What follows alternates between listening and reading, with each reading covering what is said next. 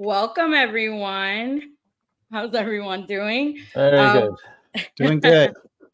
Welcome on a special episode of Appetite for Collectibles. I am your host, Nilda, and today I have the luxury of having my co-host for today, Sean Solo What's from up, everybody? Collectibles. And today's episode is actually going to be quite legendary because we have the man himself, Roger Christian, on. How's everything, Roger? It's good, thank you. It's good to be here. I like we said before we got logged on that we were super excited and very thankful that you took the time today, especially on a weekend.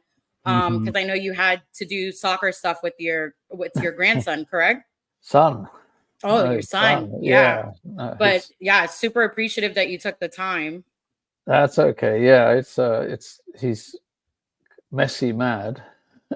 He's in a league, and so it's 3 nights a week that he's practicing, and weekends matches as well. So it was good this week because it's in between the winter going into the summer league now, so they're going out onto turf. So it worked out. Otherwise, I'm a chauffeur. Yes, my new job is a chauffeur. Yes, that happens a lot with children. What position does he play in soccer? He prefers right wing or midfield. Mid. Okay. So he's up there. Nice. I actually had played soccer from the age of 9 till I was 20, and I was a goalie for really? a very long. Yeah, and I have terrible knees now because of soccer. Yeah. Yeah, I played soccer and I was a catcher, so it was like everything. I'm surprised, I haven't been told by my doctor yet that I need to have knee replacement surgery because those two positions constantly you're destroying your knee. Oh yeah. Yeah. It's like skiing, same. Yeah. I avoid all that. I miss those skiing / snowboarding days. That's so hard on the knees now. I don't know if I can do it. My wife's like, "Oh, we should do another ski trip." I'm like, I might make it one day, but the rest of the week I'll be incapacitated. I'll be done. Yeah, that's long gone. Yes, yeah, it's going away. Yes. I do have to say, again, for anybody who is tuning in today, Roger has had an extensive list of movies he's worked on. 2 of them happen to be quite my favorites, which is Star Wars and Alien. My cousin was super excited that you were going to be on today because he absolutely loves Battlefield Earth. He actually has like a section dedicated in his house, which is for the film. So he's actually on right now and he's enjoying it. But I do have to say, with this extensive list that you have, Roger, if you had to pick one of these films, which one is your ultimate favorite? It would have to be the first Star Wars, I think. Yes. Just because of the getting it made and what we had to go through to get it made and the end result, and it's the film that connected to the world globally, to children, adults, women, men, and he brought a legend to the world, a new myth for the world, and I think he gave the world something to believe in when there wasn't much around that people could from all ages, and that's why I embrace it. And I think it was planned by George and it worked, and it brought people back to the cinema, especially families together, united and everything. So, and I think this impact that it had is part of the experience of the first one. Oh, absolutely. Yeah. And I think, it's important in the messaging of that he gave the world of good defeats evil and right. And I know when I did the documentary on it now based on the book, and I was interviewing our global anchor here. She said, it's interesting. I was in the cinema this was a few years back. She was watching the Last Skywalker, and she said, with my 10-year-old, and I flashed back to me as 10 with my father watching Star Wars, and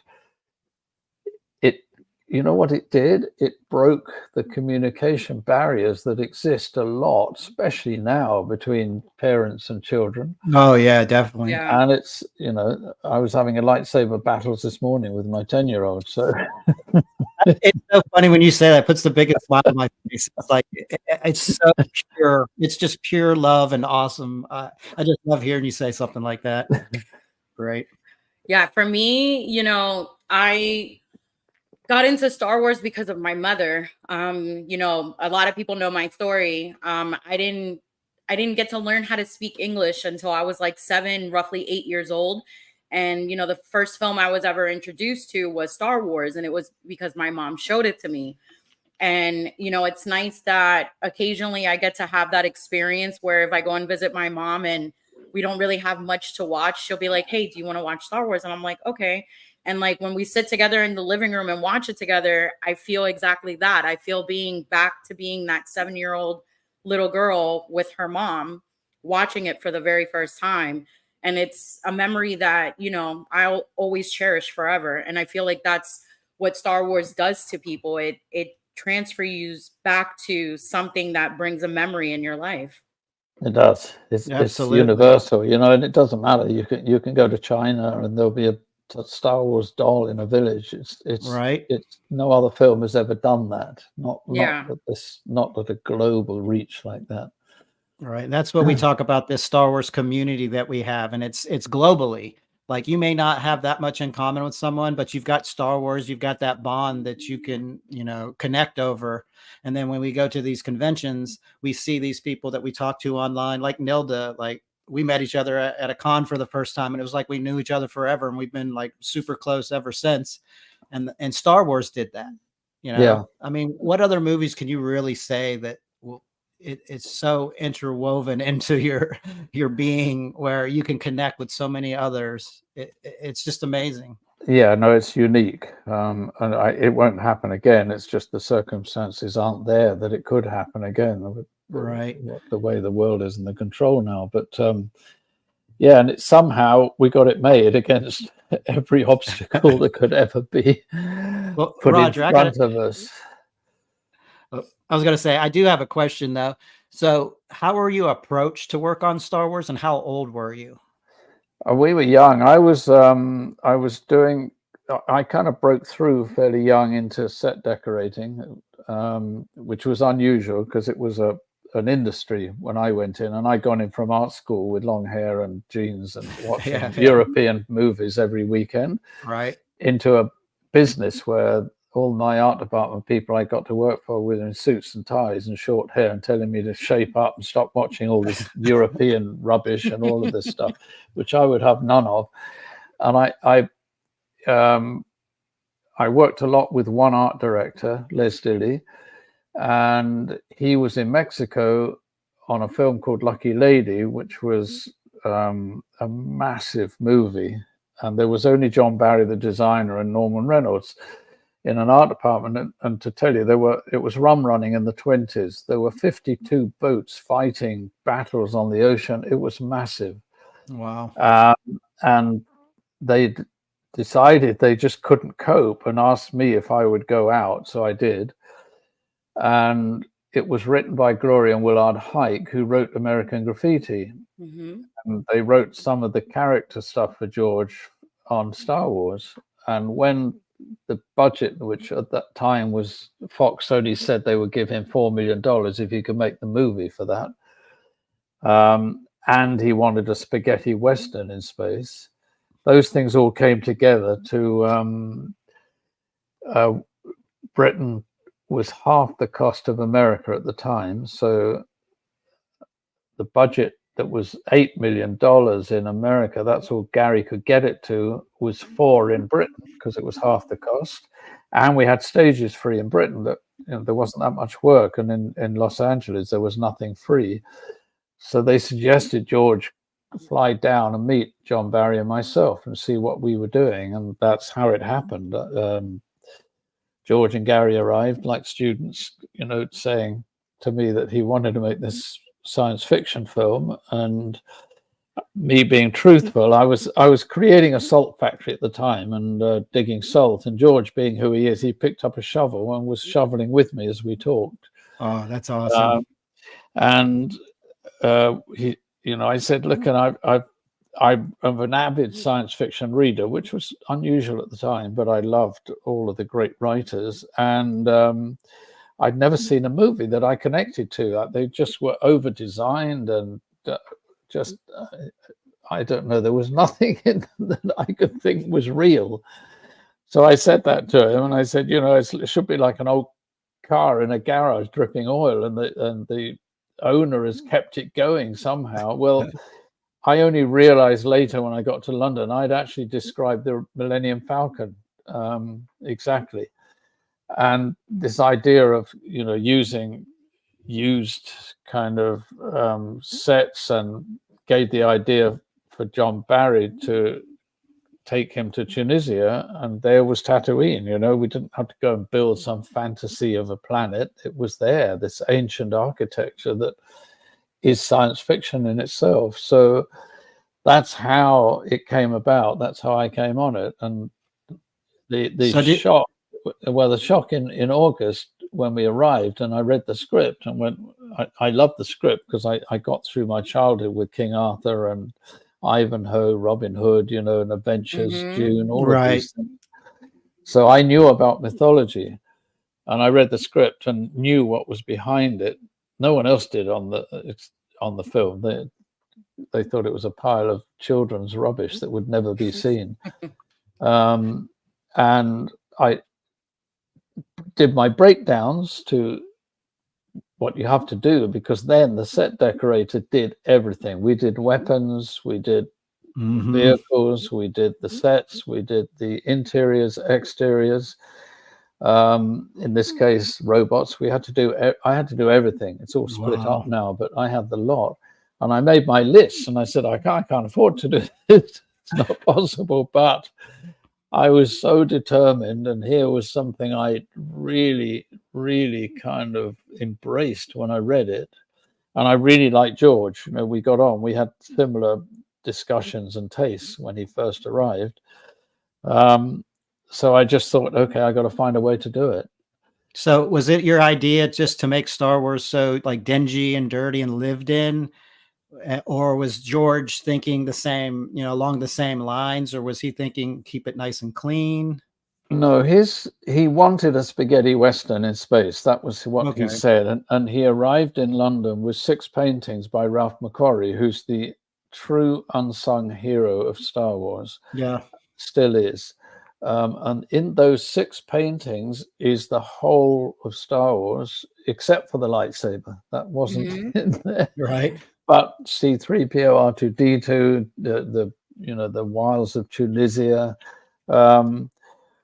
and everything was in there was kind of used and real. He had Ralph beside him when he was writing, and then would say, well, I mean, one day he said, can you do me a creature that's like 7 foot tall, that looks like my dog Indy, because he had and he drew Chewbacca, you know, and he drew R2-D2 exactly. I mean, we really copied what Ralph had done, and C-3PO, which he took from Metropolis. So no, it was already there, and it gave, you know, it gave free rein to me that Fox didn't trigger the green light on the film when we arrived in London. And so George, myself, Les Dilley, and John Barry, with George and Gary, were in a tiny little studio in London for 4 months, just working together, looking at films and silent running. We watched all sorts, you know, spaghetti westerns. And by the time Fox said, okay, we'll accept the budget and we'll get it made, it was January, and we were shooting in March. So I didn't have any time to make anything. I mean, it was not in the studio process. So it gave me permission to go and suggest to George, if I go and buy airplane junk that nobody wanted, I could make the sets out of it, and I could make all the props out of real weapons, which was a pet peeve of mine. Right. But science fiction guns kind of went beep and looked too light. They weren't real. And I love real, like the Sterling submachine gun, let's say, that Yeah. it's a science fiction weapon to me. Yeah. Right. It And has that look about it already. It does. So I just changed things 10-20%. Everything that I found, the joy was they were heavy and they could fire on set. You got a little puff of smoke out of it and a flare. And don't forget, there was no CGI in those days. It was a long time since that came about. Right. And not much to do in the way of effects or anything like that, apart from what could be done on the floor. So, and with the tiny budget and George liking it, I just, I would, for instance, when we started, John Barry realized that if we didn't have R2-D2, there wasn't a movie, because he took the idea from Forbidden Fortress and he made those two squabbling peasants the storytellers. Mm-hmm. And we knew we could do C-3PO because they'd done it on Metropolis. So we knew, we can do that better now. That was done in 1927. Right. But R2-D2, we measured out the scale from Ralph's drawing, and he was 4 foot. So taking inspiration from the Daleks and Doctor who had somebody inside them, running around. I got a carpenter, Bill Harmon, a friend of mine, who did all of Monty Python's movies, and they had so little money they couldn't even afford horses when they made Holy Grail. They had coconut shells. So Bill, I knew, could do it, and we said, well, there were no drawings, nothing. John Barry did a rough little sketch on an envelope with George. And we had Bill said, let's build one. And we found Kenny Baker, who was 3'8". You're like, perfect. He was the perfect size. And he was chosen because he's quite strong. And he was a comedian. We knew he'd hold up. It's not easy being in an eggshell in Tunisia in the desert. Oh, man. With the heat kicking in. Yeah.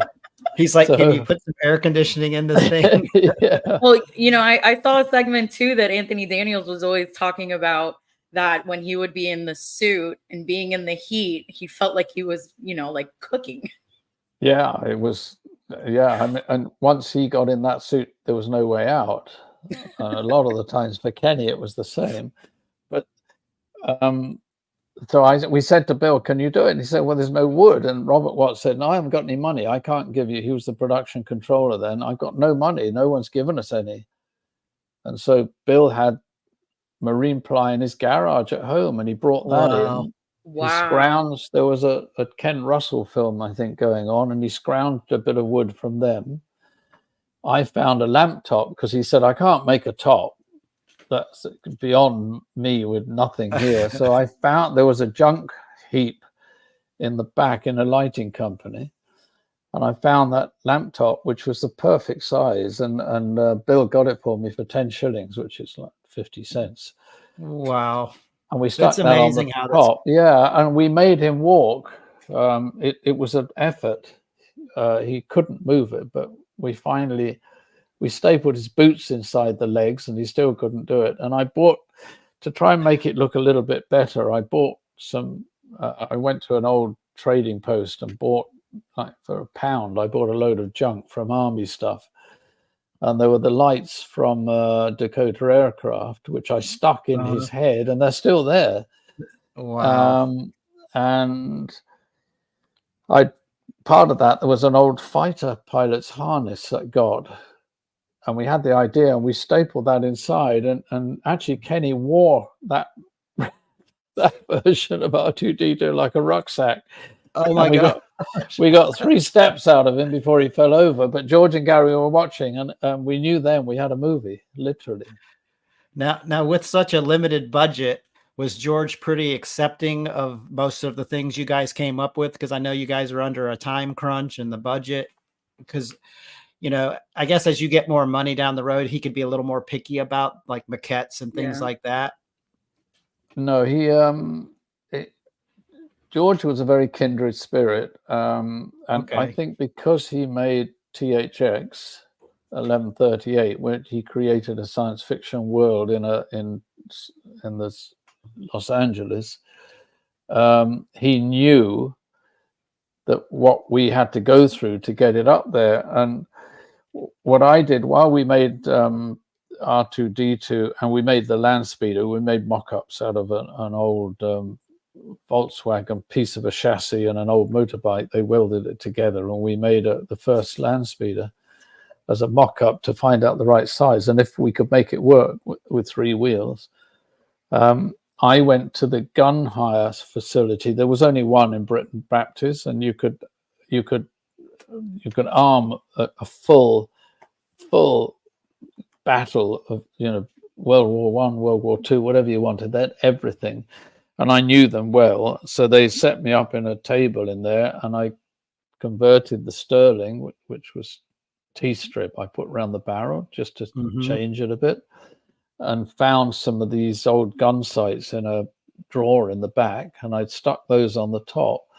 And then I thought, well, Han Solo, he keeps telling me he's a cowboy in space. So I found the Mauser, which was a German gun with a wooden stock. And I thought, wow, here's a science fiction gun. So I just did the same, stuck a sight on the top and a flash guard on the end. And then I called George over. I told John Barry, you better bring them. And I hadn't told anyone. I hadn't even told John Barry what I was doing. Oh, wow. It was a test, really, to see if I had the right idea. And then George came and he could fire the Sterling, like bang. And he just loved them. And he stayed with me. And we made Princess Leia's gun together. We were both getting covered in super glue. Wow. And in truth, in the entire filming of Star Wars, he never, ever refused to one prop, never said no to anything or sets, nothing. It was, we somehow had the same vision. He trusted your judgment. Yeah, I trusted my instinct. And this is the big thing when I wrote Cinema Alchemist, that I tried to impel on people to find what it is about themselves. First of all, you have to go in and find all of this and trust your instinct and go with it.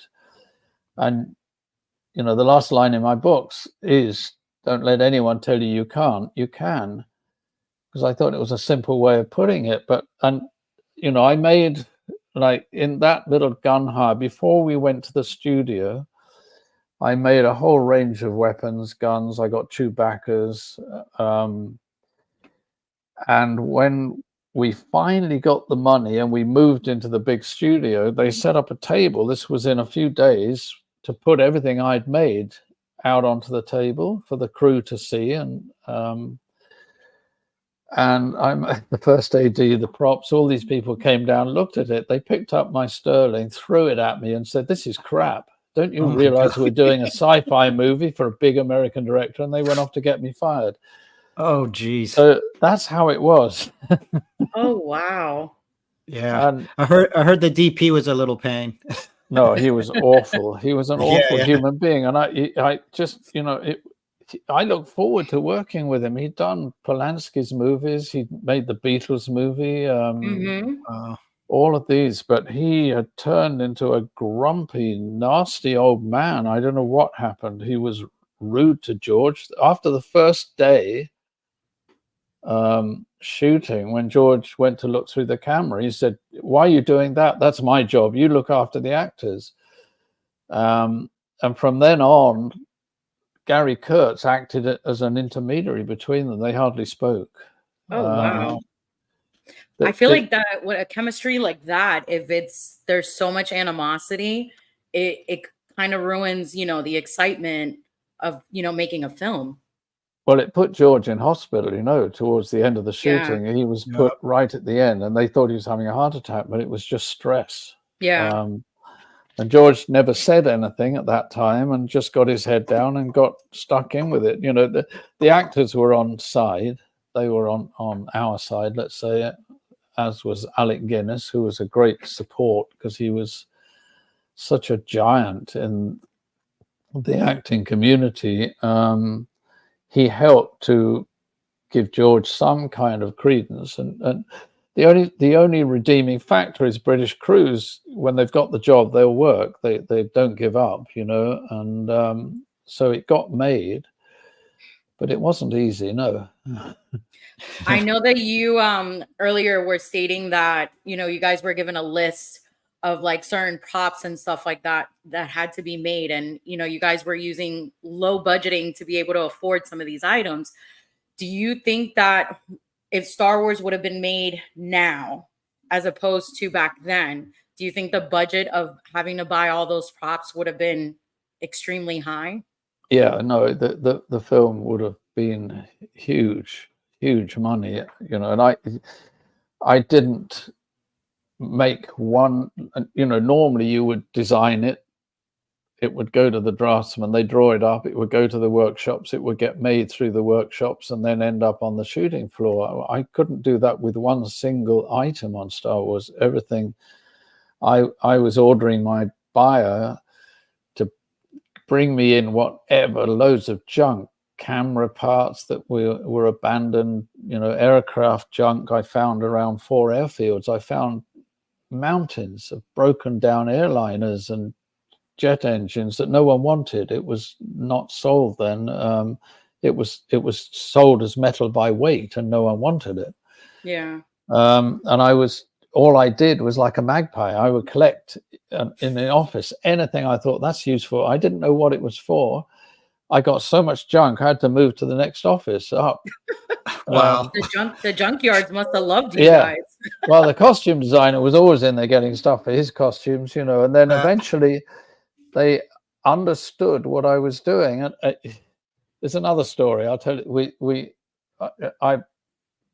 George and Gary and John, when I kind of went in one day very kind of nervously and said, look, if I went and got airplane junk, I think I could do all of the sets and dressing and everything out of it. And as I said, I think because George had done THX, he just said, yes, go and do it. And they flew me round, 4 of us, and I was buying all this stuff. So Frank Bruton was the big property master. Now, he did Stanley Kubrick's movies. He did David Lean's movies. He was a giant. I liked him. He was really kind of straightforward. And he said, what do you want, boy? I was boy. Oh, geez. And I said, I want you to strip out your prop room. There's no curtains, there's no furniture, nothing. Just get me some wooden shelves. And he said, okay, boy. He stripped it out. And then this giant, huge truck backed in, and on it there were jet engines, whole rows of Sherman engines. There was piles of parts of airplanes all roped on. And it backed in, and he was standing next to me. I never looked at him. I just heard this voice saying, you know, you're mad, boy. And it kind of sums it up. But Frank, it's why I adored him. He said, okay, boy, the tea's on in my office. You be there in 5 minutes. You tell me what you need me to do. And I did. And I told him I need props. I need spanners and tools and cutting stuff. And we have to teach the prop boys how to break down this into, like, if you go in an airplane or in a submarine, everything's in duplicate or triplicate. It's all placed. It's all working. You know, it's like the Apollo spacecraft when you go inside the old space pods and everything. It's crammed, and I wanted it like that. So we got them to kind of break it all down, and then those pieces I could see how we could put them to make it look real.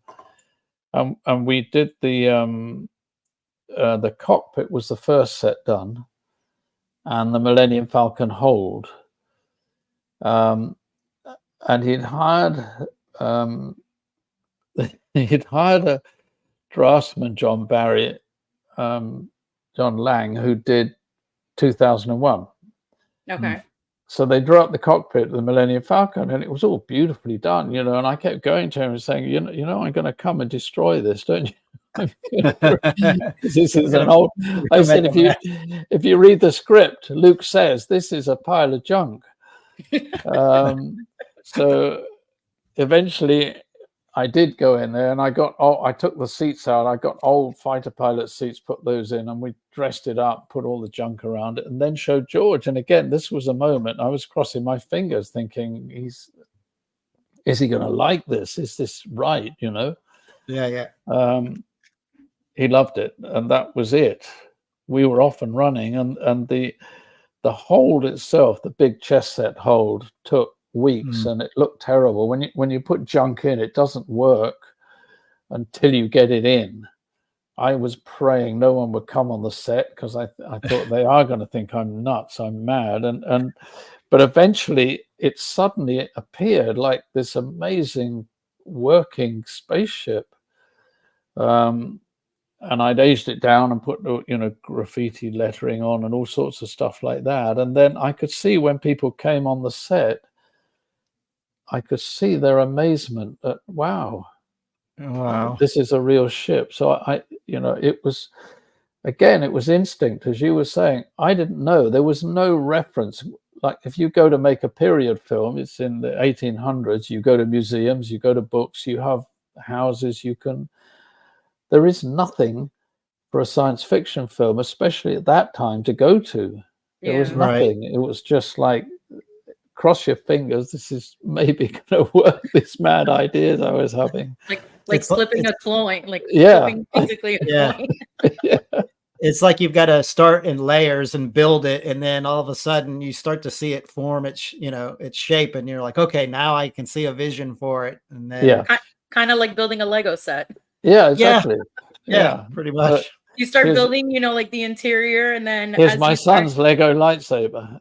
Oh, wow. He just made. It's funny you were mentioning the Millennium Falcon, and I've just started doing the baby version of it, because eventually I'll upgrade to the larger one. But yes, I've been starting like the outside portion of it, and I was like, wow, this is very detailed on what it takes to build the ship alone. Yeah, that was a lot. So when you guys were building the exterior of the Falcon, and did you have to base that off the studio scale models and then try to match all their greeblies? That's what happened, which is the wrong way round of doing it. But Joe Johnson was in America, and the first, this was fairly late, because the ones that Ralph McQuarrie drew, it was exactly the Eagle. I don't know if you know Space 1999. Mm-hmm. Yep. It was exactly the same as the Eagle. And when George saw it, he said, oh, we can't do it. It's exactly the same. And this whole, the urban legend of how the hamburger shape came up from George. Yeah.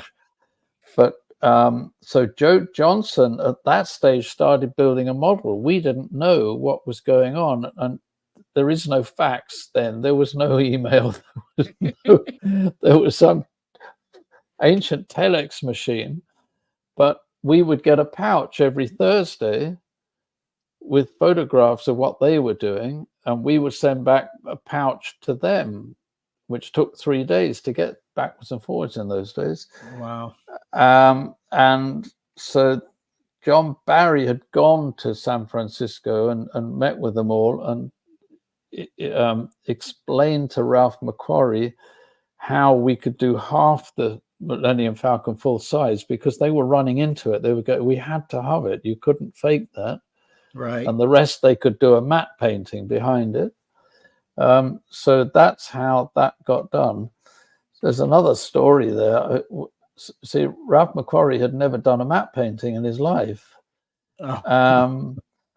And John Barry had sketched it out what he wanted. Ralph was in Los Angeles living, and he read a book, and it said, well, you do it, it's a glass painting, you do it on glass. He didn't have glass, so he took his shower door off. Oh, no, he didn't. And painted.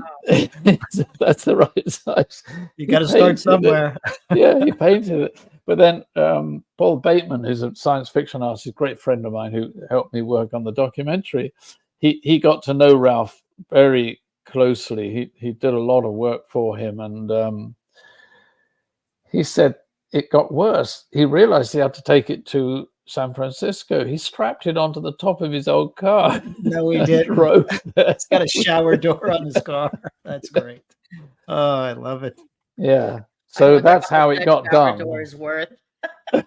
Yeah. Can you imagine? Can you imagine like seeing that Yeah. in an auction?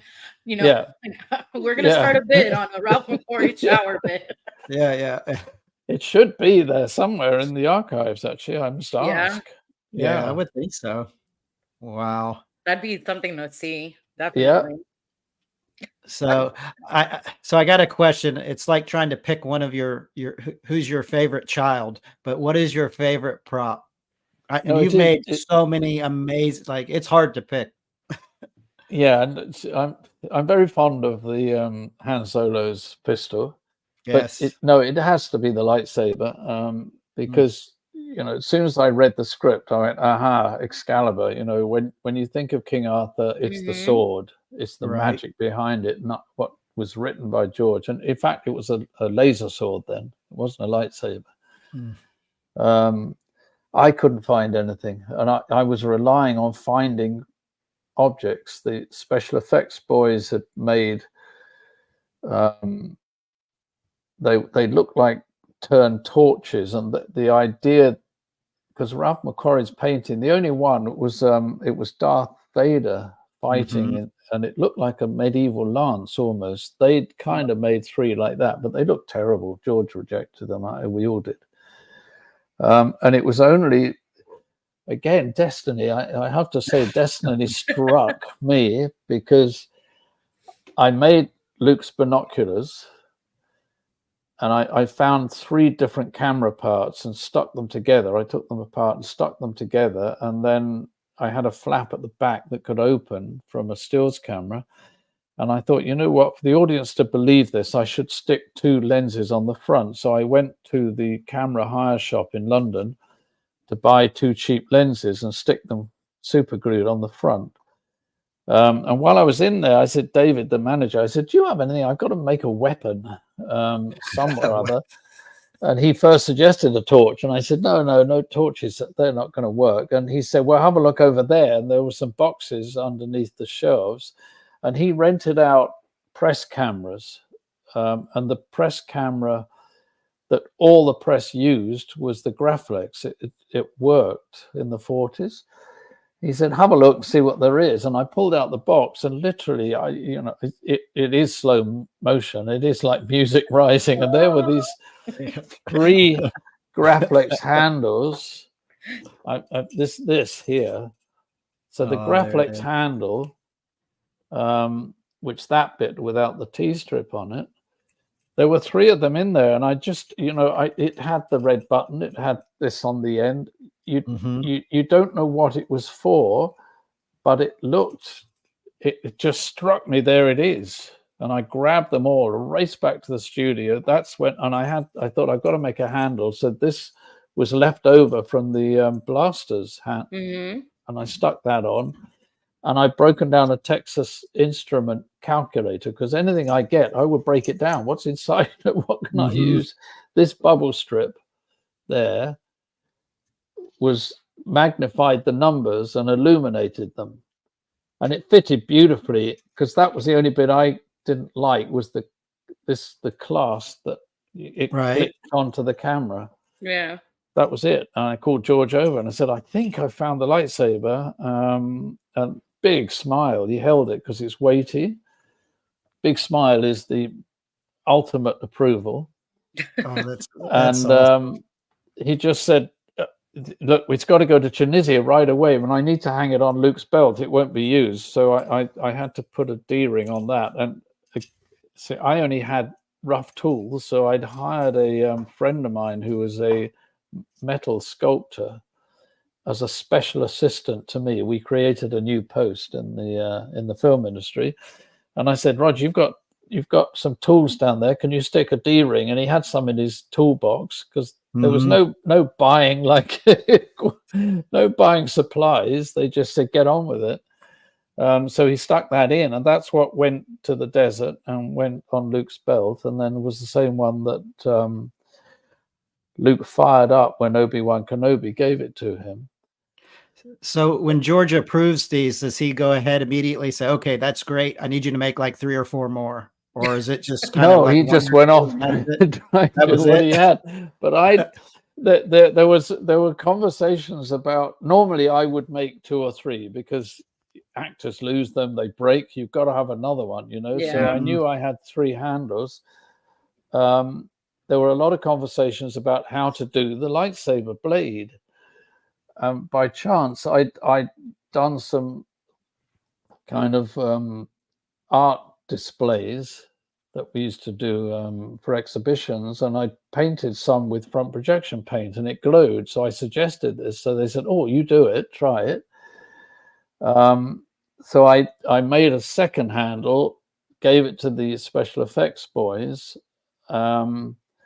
There was a meeting with Gil Taylor, who said, "Nope, you can't do that. I'm not having lights on my set. You'll ruin my lighting." And George overruled him and said, "No, go ahead, Roger, try it." And John Steers did a clever thing in here. He drilled this out here and put in a rotating motor and just set it slightly off center so it vibrated. Okay. And it glowed. It glowed, yeah. It kind of picked up light, which did 2 things. And you could, because we'd also had a meeting and said, how do they work? They shouldn't go through each other. They should be like, you know, because George and I were in love with Kurosawa. He was his mentor. He was my mentor, Kurosawa, and those fantastic samurai sword fights.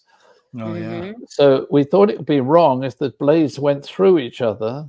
So it gave the actors, well, it was really only Alec Guinness and Dave Prowse. They had the only lightsaber fight, really, that they could hit. They broke so many because they were thin dowels, but it worked.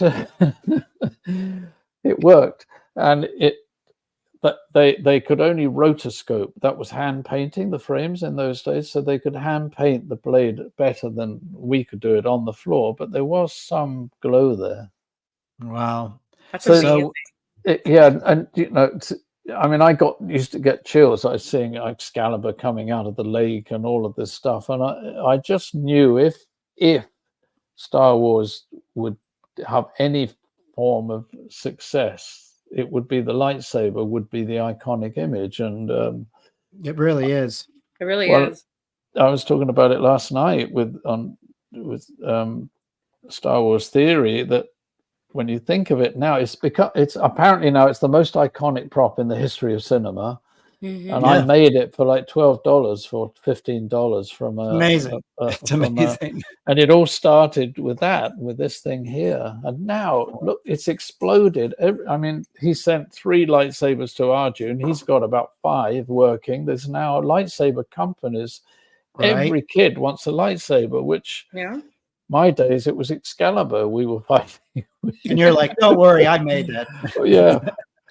I feel like the lightsaber is probably the most iconic piece in Star Wars because of the fact that I feel for any child, if they hold one, they transform themselves into, wow, I'm a Jedi. Absolutely. Or, I'm a Sith. Yeah. And, they get into that character and it just, it excites them. I know, like I want to say I have roughly like 25 lightsabers. Wow. Yeah. I think I have to count again because I had just picked up another one. But, like I said, every time I hold one, I get super excited. The last one that I had originally picked up was the Luke Skywalker one. And, just holding it and looking at the hilt, I got super excited as soon as I ignited it and just hearing the vibration of the lightsaber, I transformed myself and I just felt like I'm Luke Skywalker today for 20 minutes. Yeah. No, these we had from Star Wars Theory. They're new ones. They're incredible. The blaze. Yeah, I've seen videos of them. They look phenomenal. They're as good as you can imagine. I mean, just the sound and the blaze change. You can change colors and they're swishing. It's all the sounds that Ben Burt did. And yeah, he was up at 6 this morning. I could hear it. You could hear him dressed as a Jedi. Yeah, practicing moves, and it's right. I think if we all want one really. So that's why I think it was my favorite prop. There's no question of all. Yeah, everything. so iconic. I do have Yes. somebody, our friend Scott did ask, how did the Obi-Wan hilt come about? Well, everything I did, like just like with Chewbacca, he was drawn with a gun by Ralph McQuarrie, and I found the bowcaster with the balls on the end, and I Mhm. showed George, and I said this would be much better for him, and that became his weapon. And like the Tusken Raiders, I found an old gaffy stick, which was a hitting club. I tried to put everything with each character that would suit the characters. And so Luke's one was, it's got that ancient mystery, you know, and it comes from way back down in the Jedi kind of canon of the Obi-Wan and Luke. And then I thought Obi-Wan should be much more kind of ancient, old somehow. And so that was comprised of, it's a rifle grenade. It's actually a grenade that exploded, part of it. And it had a rifle grenade. They could fire it from a rifle, so it had a little shaft on it. There's a piece of a Derwent Rolls-Royce engine in there. Really? Yeah. Which part? Because you have sync knobs as well, where there's sync. Yeah. knobs Then there was a tap. There was a tap. That fitted on the end. So yeah, that's how that came about, and it gave it that kind of look. That's amazing. And then Darth Vader's, I thought we should have, because it's the Death Star. That's the other more sophisticated 2001 like. Then we got the special effects boys to help make that up, so that it had more of a precise engineering about it, more cold kind of feel, you know. Yeah, That's how that came about. oh wow. We've also got another question in the chat from Jake Bream. It says, Roger, out of curiosity, what sci-fi franchise would you like to work on if you were given the chance, past or current series? I would have loved to have worked on Dune. Oh yeah, there's no question, because it was my favorite book growing up. Right. I would always wanted to do, and to me it's like a sci-fi movie. My ambition was always to make a Merlin movie. Ooh. That's what I would be, is my canon. And I kind of tried with this one, Black Angel, that's behind me, the short film that went out with Empire Strikes Back. So I did. That's the one that's on YouTube, right? Yeah, it's on YouTube. Watch it, so I kind of exercised my creative, but again with no money. They gave me the short ends of film from Empire, and I had £25,000 to go and make a Kurosawa movie in Scotland. But after all these years, and now we've been told we've got the funding to make the feature film version now of that. So that's all set up in Morocco. That's awesome. And that as soon as the actual money goes in the bank, then I get to go and make it. Oh wow, it's been promised. That's great. That's great. That's amazing. So then it was part of Star Wars legacy, because George chose it to go out with Empire Strikes Back. Wow.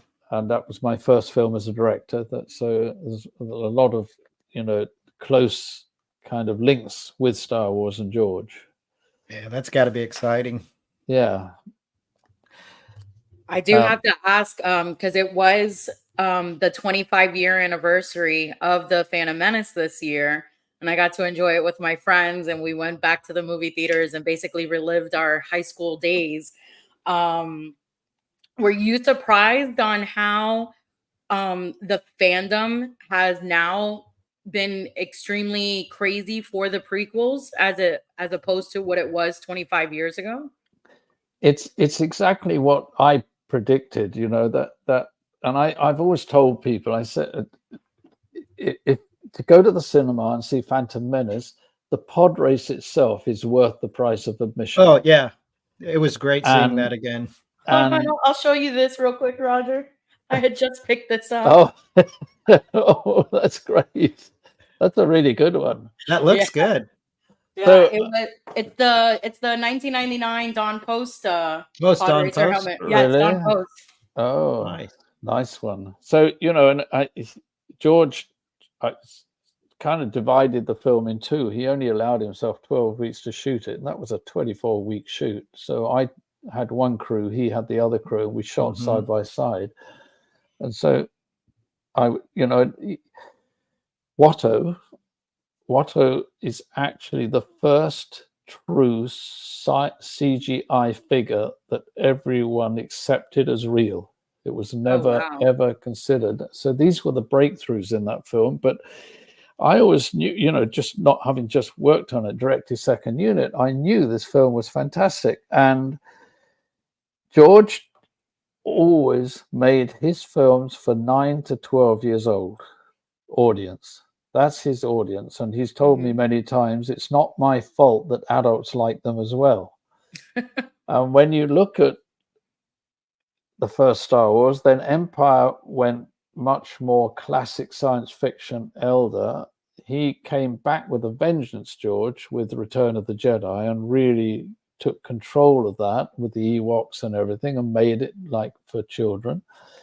And Jar Jar at that time, and I remember asking George at the time when I saw him, I said, how do you take this ridiculous criticism of you being racist? If anyone's not racist, it's George. And he just said, I ignore it, all of it. I don't read critics. If you get praised, you get your ego fluffed, and if they hate it, you feel depressed. So he said, I don't bother, I just get on with the work.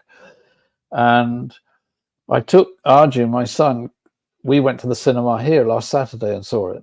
It was a chance to see it on the big screen for him, and I knew that it would all come back, and it has with a vengeance. And I actually did a lot of Jar Jar work. I got to shoot a lot of his stuff, and Ahmed is the most wonderful human being, incredibly talented. I'm so excited. I'm gonna meet him next month in Texas. Oh, say hello, because we've maintained a friendship, and and to see what he went through, and to finally see this redemption, I just think that's one of the greatest things that's happened because of the film. But it's now being seen for what it is, and they're great, huge movies, and to see it on the big screen again was exciting.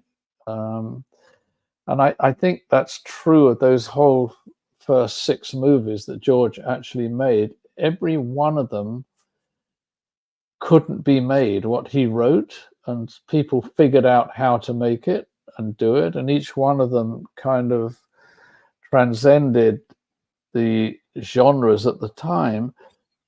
But it wasn't just special effects. He didn't do things because, I'm going to make these new special effects. He did it to tell stories, George. This is what I think people forget. It was all to do with storytelling. And so he just each time broke the rules and broke the barriers, Right. I'm really happy that it's come back, because these are great movies. Especially those 6 that stand out as the path of Star Wars that we all know and kind of grew up with. And for me, me and Sean, we're 2 different age gaps. So it was, for me, I never got to see Star Wars, the original trilogies. I never got to see them in theaters. Right. And for me, I got to see the prequels in theaters with my friends. So, as much as I love the original trilogies, the prequels to me were something very special, because I got to experience, what my parents or, what my friends in the Star Wars community got to experience. And, that's why I was very excited that, with this past month, with the Phantom Menace being in the theaters and how high the blockbuster tickets went for it. And I think it was ranked like the second. It was number 2. Highest, number 2. It was, it was exciting for prequel fans. I'm doing 4 shows in America in the next end of next week and the week after, and suddenly it's changed. Do you have any Phantom Menace pictures to sign? I said I actually have a lot. So that's how it's changed. And it's funny because I own a lot of Phantom Menace collectibles, and when I bought them, you can get them for like pennies nobody wanted to buy them. All the carded figures, you can get them for like $1.50 because people were just disposing them as if it was terrible. And then now, you know, with it, the hype going up, everybody wants to buy it now. Of course. Yeah. That's the way it goes. I think Marcel's got a question too. Oh yeah, he asked if said you mentioned to Star Wars Theory that George Lucas may be involved in an upcoming Star Wars show with Disney. Do you have any information on that? No information whatsoever. That you're not allowed to talk. No, none at all. But I had heard a rumor. I know they are going to at some point do a live action Star Wars TV series. And George, after the Star Wars had hit the first one, if you go to Skywalker Ranch, George designed and created this incredible place, right down to the hinges of the door frames, everything. It's beautiful. It's like a New England farmhouse. To go to Skywalker Sound, you walk up through a vineyard, up an old dirt path. It's just beautiful. That's done. And then when the technology wasn't there to carry on, that's why he broke for 20 years. He tried to create the digital studio, which is what they have now in Los Angeles for Mandalorian, and the locals stopped him doing it. They said they don't want it. They were, I don't know why, worried about traffic. They've always disliked him, even though he's done so much for the local communities. Exactly. And it was stopped. He wanted to put it in the Presidio and couldn't. And he was leaping forward so much that what he envisaged being able to do just wasn't possible at the time. So when he sold out, he then had the money. He has a massive collection of posters, cinema posters, over 3,000, and American art, beautiful modern American art. So he always wanted a museum as a legacy. And again, he wanted to put that in the Presidio, and they wouldn't let him. He tried in Chicago, and they wouldn't let him. And they gave him the land in Los Angeles. That opens next year. And George would have been involved in every single, even the screws, everything on that. So I just kept thinking, well, knowing George, he's got such an active mind. And he's been seen on the Mandalorian set and Obi-Wan set, that he's not been so quiet about and hiding away. He's involved for sure. So when you look at it all, I would imagine, looking at all the Easter eggs, that he's gonna, and his, George's hero's journey is the Luke Skywalker journey. Well, they killed him off, the one before the end, which you can't do. The hero had to become the hero. So knowing all of that, and I suspect he will want to kind of complete the hero's journey in some way, in his own way of doing it. So that's why I thought that. There's no proof, no information, nothing. But I like the way you think, though. Easter eggs. Yes. Easter eggs. So we'll see. Wow. I think we got one more question from Marcel. Yeah, ask him about what Scott wanted to know about the documentary. Okay, yeah. So he says, is there any kind of philosophy that informs your creativity? Is there anything you like to share with young artists that your life experience has taught you? Yeah, I mean, it's as I said, the last line, if you get my book, Cinema Alchemist, I wrote it as a mentorship, not like, look what I did and I made this and I made that. It's much more of, look what we did when we didn't listen to anybody, the naysayers, and for me, I was given orders by my father. I was going to be an architect, a doctor, or a priest. That was it. I would have none of it. And I found my way. And I didn't know anybody in the film industry where I grew up in Reading. There was no theatre. It was the capital of Berkshire. There was no theatre there. I joined a private little theatre to help out. and I looked at art. I read copiously, and I think reading is so important, and it's not so valued now, but reading is the one thing. You're not looking at somebody else's creative vision. You are creating your own vision by reading the words on a page. So, mine was informed by, kind of insular childhood. I did have, I had King Arthur stories. I had Lancelot stories. Enid Blyton had written these huge series of books, The Famous Five and The Faraway Tree. I loved all of these.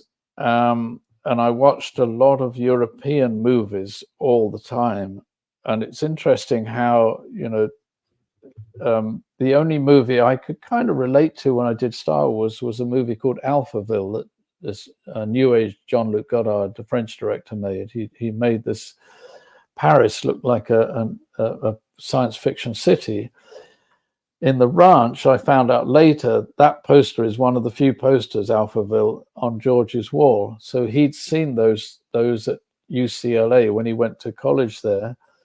He actually was watching European movies, and I think you never know. The hero's journey. There are these moments, and they're buried in Star Wars when you're growing up, and there's signs, and what you have to do to recognize them is open up your own instinct. That's through meditation. That particularly is the one way to do it, and to find yourself, to find your own voice, and that's there inside you. It doesn't matter what it is. If you want to be an accountant, that's the path, and you'll find the ways to make it really interesting. And you have to kind of see those. A healer who I was with said to me, if you want to see the true path, there's paintings that are dot paintings that you have a page, children have them, and there's dots, and when you join the dots together, then suddenly there's a bird or those things.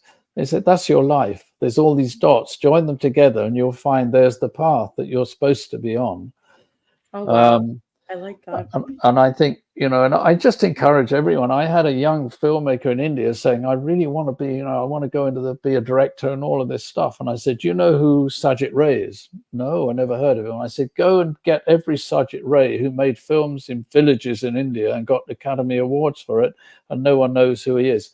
You will find how stories are told probably better than anything you'll ever see in modern cinema, and certainly modern Bollywood cinema, where the story doesn't really matter. And I think those things you find your creativity because it's always there. There's something there, and when you find something, go for it. Go and look at it, watch. I spent a lot of youth in museums looking at paintings, reading, playing. King Arthur. Yeah, it kind of goes to that old saying where they say, just go follow your heart. Yes. There's a lot to that statement. It's true. There is. And the thing that I go beyond that is saying you've got to find your heart. You've got to find that where it is inside you. And that takes sometimes a bit of bravery, because you'll always be told to take the safe path. Yeah. And of course, there is we have to pay bills and mortgages and all of these stuff, and there is a question of that. And I've done it myself. I made TV movies and stuff because I had to keep the family alive. But I always try to do them with some form of edge to them or some creativity, and I think that's the biggest thing, is to. And I'm trying to give it back. I've just finished writing. I'm just editing it now. Called it's a book that'll be called We Can All Be Heroes. Okay. And which relates a lot of things, that these questions I'm asked all the time, but every time, meeting people at all these fan exos and shows and stuff like that. And Star Wars has given a kind of communication point, as I was saying before, between us, all of us. There is things that you can relate to, and that is it's a huge gift for the planet. Absolutely. I don't know if that helps, but that it's Yeah, I think people are going to take, from it the positive, because it is true though. Like if you do follow your heart, I feel like you find more joy than being stuck on a path that you're told to be Hmm. on, because you get caught in the structure of, like you said, you got responsibilities because you got to pay the bills and take care of the families. But I think along that path, you do lose a little bit of that joy that's inside of you, because in the back of your mind, you do want to go off and be doing something else that you love, that it just makes you happy, I guess. And Yeah, because it's a tough, unfortunately, it's tough anyway. it So if you're is. going to be doing something you don't like for like 40 years, you might as well try and do something you like. Yeah. Exactly, and you're not gonna know until you try. That's the main thing. Yeah, You've got, and yeah, it is a risk, because you're always like, oh man, because you're used to that comfort zone of getting up, going to work, and you get this check every week. But my yeah, heart's over here, and you've got to, you only got one life, and you got to live it. So you've got to yes, try. true. I've always felt like the ones that are the ones that are gonna make you uncomfortable, but you are scared to try. I feel like those are the ones that is the right path that you have to go to. And I It feel like nearly a lot, always. yeah, it always is. Even though Yeah, you're completely scared, I feel like that's always the one. And I've had issues like that in my life where I've been afraid to do certain things, and then if eventually I've done them, and then later on in life I'm like very thankful for the things that I've done. yes, that's it. Yeah. It's my mother and father. He was a insurance manager and a frustrated engineer. He was always building things, but frustrated. Never could understand what I did. I never got any communication on it. Nothing. When the second short film I made won the Academy Award for Best Dramatic Short Film, I got invited to the Palace to a garden Oh, party. That was the only time I ever got, oh, oh, well, right. I'm going to have to tell you how to bow and how to curtsy. And they were telling me Uh, all this stuff. That was the only time ever I got any recognition that maybe I'd done something in my life that might have been um, of any use.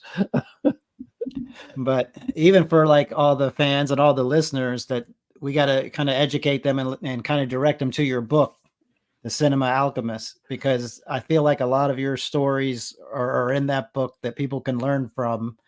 I gotta And pull a then, picture of it. yeah, Yeah, and then, it was I decided it was just because then no one had written anything about Alien. Nobody knew anything about it. So right, I decided, because I was deeply involved in that. So there's how we made Alien and how I made Black Angel, this with no money. And John Rinsler, the New York Times bestselling author, who was head of literature at Lucasfilm for 12 years.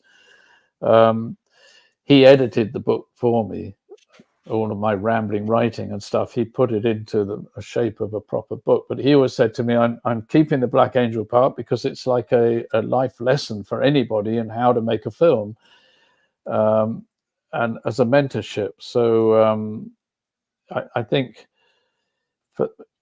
that's kind of halfway I did it, to give people that. And there's some hard copies now, but they've just told me that because of all of the rising interest, and Star Wars has become bigger now than it ever was, right. they're finally going to publish it now in a soft cover. Okay. And I'm trying to get a few additions to put into it. So that'll be coming out, but publishers take a long time, but it will be coming. Would you ever do an I- audio book for this? Yeah, I'd love to. That's the first thing. Once, if I can get Black Angel funded and I'm going to do the audiobook of it myself. Okay. Yeah, that'll be great. I Yeah, would love for you to be the one to narrate it. that's what everyone wants me to do, because I do Yes. know all these stories and they all Uh, come from me. So I think it would be wonderful too. I do. feel like I always feel when it comes to books like this, if it's the person, if it's a book written by the person, I feel like they should be the one to do the narration, because you can, I can read whatever you wrote, but I don't hear the yes, enjoyment of it. I hear your stories and I hear the enjoyment that you have about it. So with that, like to hear your stories on this book, I would love to hear, your voice behind it and hear the excitement of every story that you talk about. Yeah, well, I'm just completed. We did. I got a bit of backing to do a documentary called Galaxy Built on Hope, Mm-hmm. and that's basically a documentary really based on the book.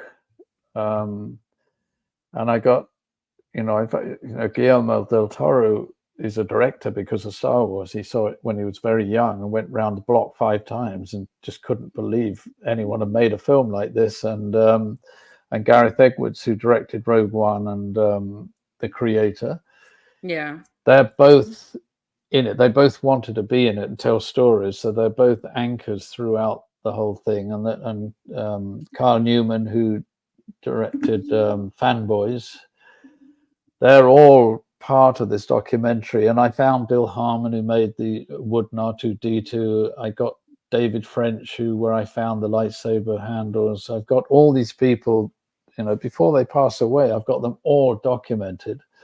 That's and amazing. I'm telling all the stories. I have, Ben Burt brilliantly gave me how he created the sound of the lightsaber. Right. Now you have a website for this, correct? galaxybuiltonhope.com. So well, there is one. It's not very good, but I'm trying to get the people who backed it to now they've got to sell it. So what I did, I made a 2-hour, 20-minute fan version, which was always destined to go out on Blu-rays because that's what fans want. Right. And then I've broken it into 6 segments, so it can be half-hour segments as a series. Okay. So I'm just reliant on them now trying to get somewhere where they can sell it. You'd think it would be easy, but I would think so, because I would love, I know myself and other people would absolutely love to have this in the collection. Oh, yeah. That's what this question is now from Scott. Yeah, it's some went out and then they pulled it from the website because they said they now have to concentrate and get it sold as a series. Okay. I argued about it, but there you go. So it will come out. Yes, it'll find its way again. Again, it's another of those stories where I have to just dig in and not give up. Everyone loves it who's seen it. Everybody it's high praise from everyone. I was saying I was showing your book on Amazon because there was actually one left. Right. If anybody wanted to purchase it, and I think it was on sale because Amazon right now is having a massive sale on any books. Yeah, it's a good time. Yeah, it's a good time. Your book is actually arriving at my house on Monday. Oh. Yeah, but I was able to skim through some of the stuff online, and like one of my favorite things that somebody one of the editorial reviews that somebody put was that reading your book allowed them to see Star Wars and Alien from a different perspective now, because they were able to read everything that you had written. And that's something that I'm kind of excited about doing. I'm excited to get the book and read it and then rewatch the films, right, just to get it from your point of view of how the films were made and just look at it and say like, ooh, like little hidden Mickeys. Yeah, it gives a perspective on it, certainly, and especially with Alien as well. I had one college professor who said he read the book and changed his entire film course in America based on what I'd written. Wow. That's amazing. So it's coming now. They've agreed Titan, so there will be the softcover version, which was always promised, and that's the one that most people will get. So that's coming. I can't tell where. It may take them months and months. We'll see. I'm trying to hurry it up because people want it. I'm doing now, being asked more and more to do fan shows and these kind of events. So everyone wants it and they want to buy it and have me sign it. So I'm trying to get it done now. And that was one of the questions that me and Sean wanted to ask you was, are you going to be doing more like conventions or like shows? Yes. Yeah. I like doing them and I like spreading the word, and it helps with getting out for the next book and for this book. And also, I have, I've had several times, I have people, they bring a lightsaber and they're in tears and I'm signing it and stuff, it means a lot to fans. Yeah, it really does. Well, it does. And this film is going to be studied in universities. This is going to go on for centuries. It's going to be probably one of the most studied films ever on the planet. So, and if you look at all the making of documentaries, the official ones, John Barry, My Name aren't even mentioned anywhere, not one of them. So David West Reynolds and John Rinsler, both of them said, you have to write this as a legacy because it has to be shown how this film got made and how it influenced every Star Wars movie since, and in fact, most science fiction movies since. So absolutely. I had to take a couple of years off and do it. And I enjoyed it. And I really liked, thank God, I've always kept healthy, so I have a very good memory. So I could get it all down very easily. And they're memories that are, entrenched in, because I loved every minute of what I was doing on all those films. And I guarantee you, I feel like with so much things that you have done in your life, I feel like you can't just pick one that's your favorite because everything holds a special memory to you. And I love the fact that you still have all that saved in your, in your memories. Yeah. And there's more yet. So I'm going to keep going. You can make like 10 books probably. Yeah. I know. Yeah. So when will you be in the States next for a signing? On the 24th, I'm down in near Boston. Okay, so that's next week, right? Yeah. Next weekend. There's 2 shows there. And then Wonderfest, which is in Illinois. That's the weekend afterwards. Is it Louisville or is it Illinois? Yeah, I can't that's it. remember. Yeah, Louisville. Okay. I'll be there. Okay. And the day before, there's a big exhibition of David West Reynolds' hero's journey. He was the ex-head of Lucasfilm and wrote the original Star Wars books. The Star Wars, what's it called? The archives or the whatever. They were the first ones. Okay. So he's got an exhibition. So I'm going with him, and they're doing a kind of second opening with me there. That's on I think June the 2nd, and the day after is Wonderfest. So I'll be there in Illinois then. So me and Sean have a really good friend who owns a con. It's called ICC. It's the Imperial Commissaries Convention, and they always host, between anybody who is in like the Kenner lines or anything. And I think most of the time it's in Nashville? Yeah, it's in Nashville. It's in Nashville.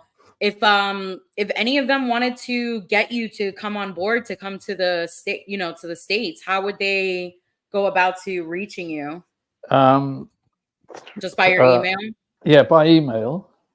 And there's also there's Dominic. I don't know how I do it.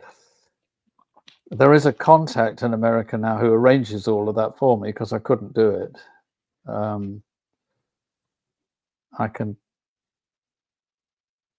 don't know whether. Or you could just email it to NILDA when you find it. Right. And yeah, I got it here, but do something I don't like think that. you'd read it. Yeah. No, yeah, I'll email it to you. Dominic Cote, I'll email it to you. Yeah, and give them that, and they can approach him as well or me via email. Yeah, I like doing them. I think it's a chance to build the kind of it's a chance to build awareness for everybody about what has gone on. Right. Yeah. How we made it, how everything was done, and how it's going to continue now. Yeah, because I definitely got to go, Sean. Sorry. I was just going to say, we definitely got to find a convention where we can meet up in person, and that would be good. It would be an honor, just like you say, to have your autograph next to a couple of replica pieces, and I can sign your book. Yeah, exactly. Yes. Yeah, and it's the book, Titan bless them. They did no publicity. They don't do it. The publishers are all the same, unless you're J.J. Rowling. They don't do anything. So really. It's starting to fire up now. That's why they've finally come and said, we got to make the soft cover. Mm-hmm. So I realized this a year ago. You know what? I got to do this myself now. Something else to do. So I'm now firing up, and it's through meeting fans and conventions and all of that. People start now I can be Googled, and there's it's taken about a year and a half of raising awareness, really. Because there's a lot of stories to tell, and it's a lot of, stuff for people to gives them a different insight when they're not just a huge Hollywood blockbuster. These are Right. movies that were made by passion and with no money. Yeah, that's the thing. The passion drove that movie, and I think that's what sells it. Yeah. George will Yeah. get that done no matter what. Like you said, Yeah. put him in the hospital, and he's like, "We're getting this done." Yeah, no, you And got it made and you got it done, and he dogged determination. He's done it with every movie. He's got things done.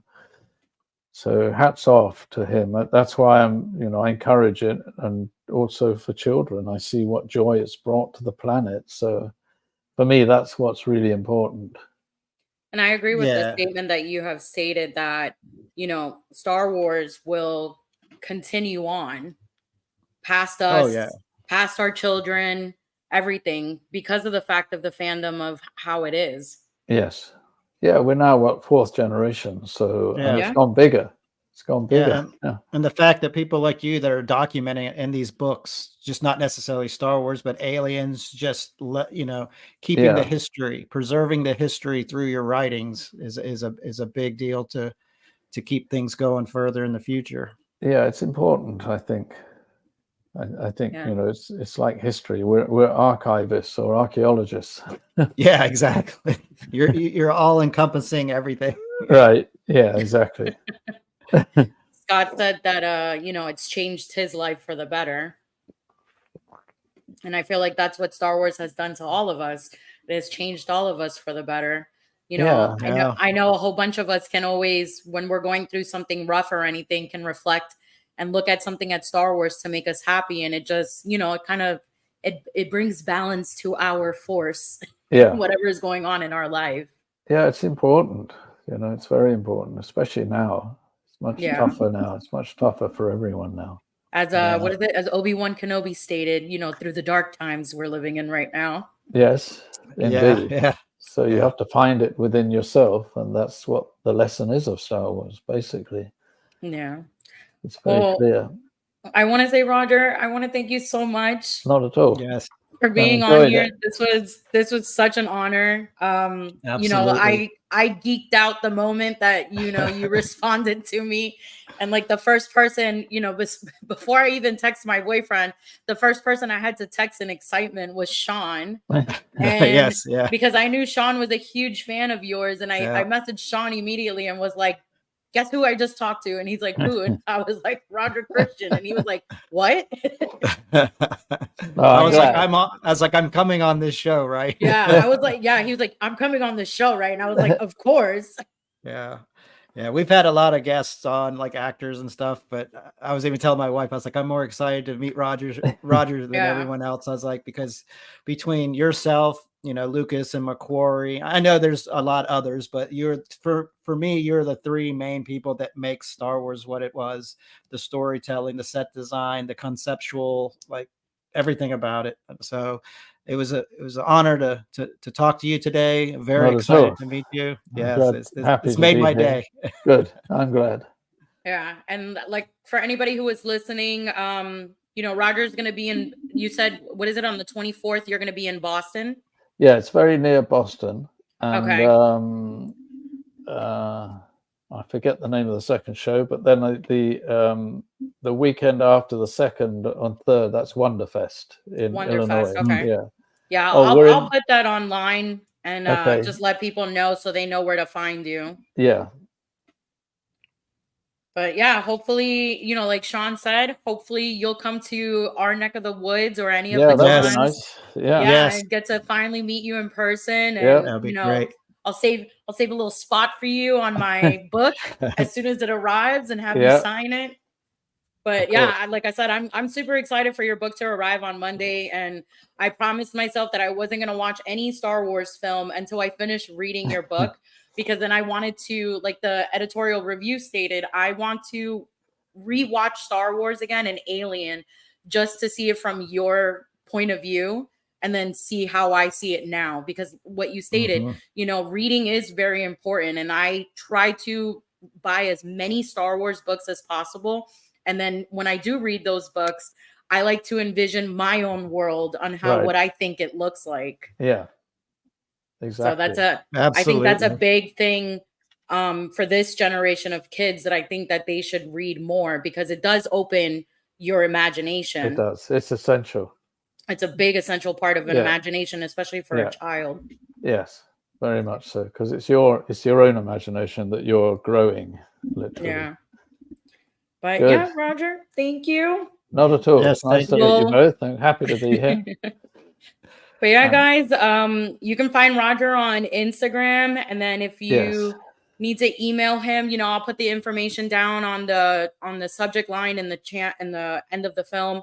But yeah, again, Roger, thank you again. And you know, when I end the stream, we'll chit chat for a little bit and then send you on your way, because I know you're a very busy man. Yeah, I got to go down and get rescued. I know. See if the dog has not been cut up with lightsaber. Oh, Lordy. Well, guys, thank you so much for tuning in. Sean, this was great. This was a blast. Thank you for having me. All right, guys, thank you so much again for tuning in, and may the force be with you. Bye. Bye.